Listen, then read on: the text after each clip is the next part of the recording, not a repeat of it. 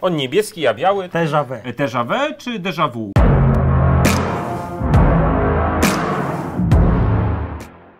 No moi drodzy, czas na kolejną sesję Q&A z Toyotą. Jak zwykle Warszawa, jak zwykle konstruktorska, jak zwykle siedziba centrali, a w tej siedzibie Maciej Kilim I Robert Mularczyk. Przed nami kolejny zestaw ciekawych pytań wyjętych z internetu, skierowanych już bezpośrednio do nas. Nie będzie lekko, Maćku. Mariusz zadaje nam pytanie. Toyota Corolla Cross, czy będzie 1.8 hybryda? I kiedy? Bardzo dobre pytanie. Więc tak, po pierwsze Corolla Cross pojawi się w sprzedaży tak mniej więcej przełom września-października, tylko z napędem 2.0. 2.0 hybryda. Tak. Natomiast 1.8 wersja...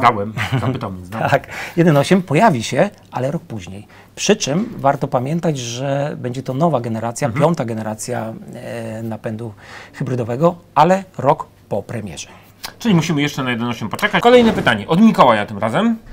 Czy będzie Aygo Cross z silnikiem 1.5 benzynowym 125 koni? Technicznie to możliwe. Do tego emisja większego silnika jest mniejsza niż w przypadku tego litrowego 72-konnego na przykładzie Yarisa. To jest pierwsza część pytania. I druga, a czy będzie jakaś wersja GR? No to zacznijmy od tej technicznej. Generalnie, ponieważ podłoga, na której zbudowany jest Aygo Cross, jest tą samą podłogą, tą samą platformą, na której zbudowany jest Yaris, teoretycznie jest możliwość także zbudowania auta z silnikiem 1.5, tak jak Yarisa. Ale Dokładnie tak. Od strony technicznej, technologicznej nie ma problemu. Tam można zastosować, tak jak powiedziałeś, ponieważ jest to ta sama platforma TNGA i Yarisa. W związku z tym i 1.5 hybrydę nawet można by było włożyć. Natomiast nie ma takich planów. Pamiętajmy o tym, że Aygo auto stricte miejskie, ono zostało pomyślane jako najtańsza Toyota. Tak. Z najtańszym układem napędowym i nawet to, co tak swoją drogą, tu pan Mikołaj zauważył, że emisje CO2 są podobne, to prawda, natomiast pomimo to nie ma takich planów, żeby stosować innego rodzaju napędu niż 1.0. to jest też ciekawa sprawa, bo chcemy mieć samochód w miarę przystępny cenowo, to automatycznie wybieramy go z podstawowym silnikiem. A czy do miasta silnik 1000 cm3 pojemności, jeszcze z automatem typu CVT, czy to jest wolne auto, czy szybkie, sprawne w miejskich warunkach? Ja gwarantuję, bo jeździłem tym samochodem, sprawne. Do miasta wystarczająco. Tak, no ja też jeździłem, natomiast myślę, że warto przetestować to po pierwsze, a po drugie to jest kwestia indywidualnych oczekiwań wobec takiego silnika. W każdym razie to, co istotne, tylko 1.0, nic mi nie wiadomo o innych wersjach tego samochodu. Ale może będzie Ci coś wiadomo o wersji GR. Drugie pytanie, tak, GR chyba, nie mówimy tutaj o tym napędzie z Yarisa GR. On by rozszarpał chyba ten samochód. Nie, to takiej wersji na pewno nie, natomiast myślę, że tutaj... GR Sport może bardziej, czyli stylizacja, jakaś felga, dodatki, nakładki, może jakiś znaczek na kierownicy. Tak, wersja stylistyczna GR Sport. Natomiast Aygo zostało pomyślane, zresztą poprzednia generacja także, żeby to było auto kolorowe, inne. Co pół roku wprowadzamy jakąś nową wersję stylistyczną, zmodyfikowaną, inny kolor, inne dodatki. Inne felgi często. Inne felgi, tego jest naprawdę bardzo dużo, inne modyfikacje wnętrza. W związku z tym już w tej chwili jest 4 wersje kolorystyczne, takie inne, plus wersja limitowana na premierę auta są przygotowane. Kolejne mniej więcej za pół roku. Czy będzie wśród nich wersja GR Sport?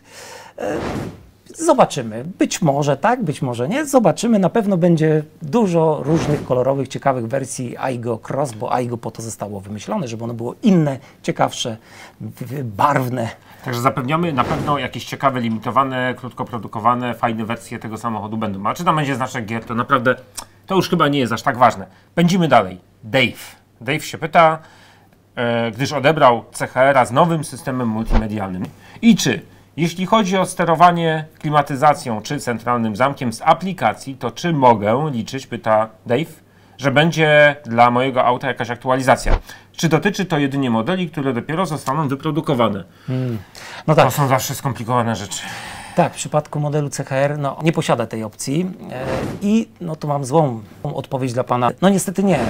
Ta opcja to nie jest taka prosta rzecz, to nie chodzi tylko o software, tam musi być zmieniony hardware także w takim samochodzie, w związku z tym w przypadku CHR-a w tej wersji niestety nie. Zdalne sterowanie klimatyzacją czy zamkiem nie będzie możliwe. To się za to w każdej nowej Toyocie, tak, czy Yaris Cross, Aygo Cross, Corolla Cross, BZ4X, za chwilę wszystkie inne będą to opcje miały. No niestety dla aut już istniejących nie ma możliwości update'u systemu i zmiany, bo to jest rzecz fizyczna, tak? To nie jest tylko sam właśnie chciałem software. wytłumaczyć, że tak zwana wymiana hardware'u, o czym Maciek wspomniał, to jest nic innego jak wyjęcie jakichś elementów fizycznych, kostek, niekostek, sterowników i zamienienie ich innymi elementami, albo dodanie wręcz elementów do tych już istniejących, żeby to wszystko działało. Co nie jest z nowym proste, systemem, tanie tak. i no niestety nie. I wymaga dużo zachodu i nie zawsze skończy się sukcesem. Robert się pyta, a czy w CHR GR Sport z 2021 roku będzie aktualizacja systemu infotainmentowego, inforozrywki na ten z nowszych modeli Toyoty?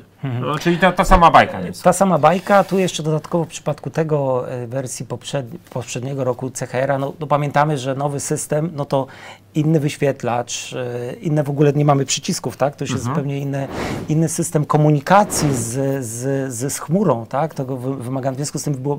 Tam jest po prostu inny system. Zupełnie inny system, całą centralę trzeba by było, no nie tylko kostka, cała stacja multimedialna musiałaby być wymieniona i nie tylko ona, bo tam nadajniki GPS, mikrofony, w związku z tym to jest bardzo skomplikowana sprawa i znowu niestety nie. Polecamy pojeździć, a potem sprzedać. Toyoty trzymają dobrze cenę, więc będzie łatwo odsprzedać i polecamy wtedy nowszą wersję już z tym systemem zaszytym w środku jako standard. Tak. Kolejne pytanie, tym razem od Marcina. Pytanie z serii o sytuację idealną. Kiedy będzie stacja do tankowania wodoru obok salonu Toyoty? Ojej. Czyli każda Toyota ze swoją stacją tankowania wodoru. To pójdźmy dalej ze swoją serią ładowarek do aut elektrycznych, bateryjnych i jeszcze najlepiej z dystrybutorem benzyny. No właśnie, dlaczego nie? Wszystko Znaczy, szanowni Państwo, no my nie zajmujemy się ani budową stacji, ani To prawda. dystrybucją wodoru. Niestety żałuję, bo też chciałbym, żeby jak najszybciej były te stacje wodorowe w Nam Polsce. naprawdę zależy, żeby te stacje się otworzyły. Przynajmniej chociaż jedna, chociaż dwie. Tak, właśnie, skoro o tym powiedziałeś. Natomiast chyba możemy powiedzieć, że w zasadzie to już jest potwierdzone, mówię znowu w zasadzie, bo jest potwierdzone, że pierwsza stacja pojawi się w Warszawie, druga w Krakowie, praktycznie w tym samym momencie, być może kolejne w tym roku. No zobaczymy.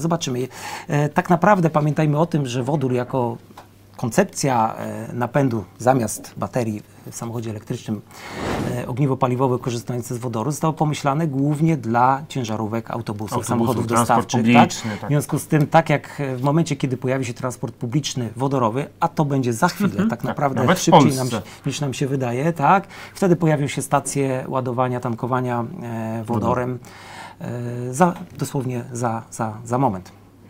Kolejne pytanie z serii pytań takich klasycznych już do nas skierowanych, bo to nie pierwszy raz. Jacek pyta, dlaczego Toyota przespała z wprowadzeniem modeli elektrycznych i kiedy zostaną wprowadzone mniejsze SUV-y od BZ? A dlaczego przespała? Ja to zawsze interesuje mnie takie podejście. Znaczy tak, po pierwsze może tak, odpowiem na to pytanie. Dlaczego w ogóle producenci sprzedają samochody elektryczne? Kilka Bo muszą. Ja chciałem zacząć od tego, że oczywiście jest pewna grupa odbiorców, takich, którzy chcą mieć Albo zawsze instytucjonalnych, albo bardzo tak. wyedukowanych. Inne auto, ciekawe auto, innym rodzajem napędu. No zawsze są ludzie, jest grupa klientów, którzy chcą jako pierwsi kupić coś innego, sprawdzić, przetestować i to jest fajne. Natomiast to jest grupa dość niewielka. Generalnie w przypadku rynku polskiego mówimy o około 2-3% rynku. To jest taki udział sprzedaży osiągnęły samochody elektryczne w roku 2021. Czyli Natomiast tak, no powiedziałeś, że muszą. No, trochę tak. Poniekąd tak, Trochę tak. Znowu ponieważ, emisje. tak, chodzi o emisję. No, oczywistym jest, że samochód elektryczny emituje zero, ale dodatkowo jest liczony jako 2 samochody do średniej emisji spalin. W związku z tym im więcej samochodów elektrycznych sprzedamy, tym więcej możemy sprzedać samochodów konwencjonalnych.